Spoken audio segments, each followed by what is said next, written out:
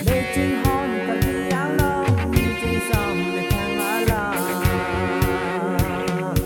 Lê Trinh hon cả đi áo lo nhìn trên sông để thang á la. Lê Trinh hon cả đi áo lo nhìn trên sông để thang á la. Sông đơn tít tít thế khám thế đưa cha mê thế thế đi nê.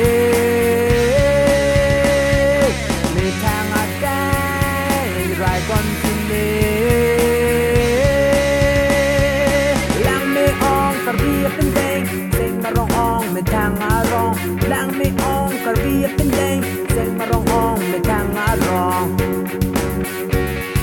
xóm đơn tít tít thế khám thế đưa cha mê thế thế đi nê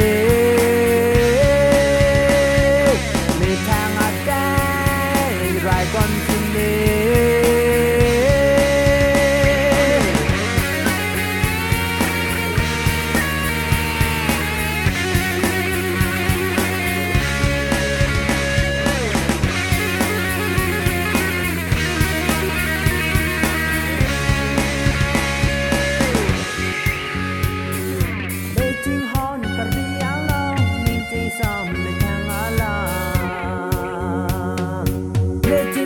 Cả đi ăn lo ninh chinh sam mê thang á lam Lê Trinh hon cả đi ăn lo ninh chinh sam mê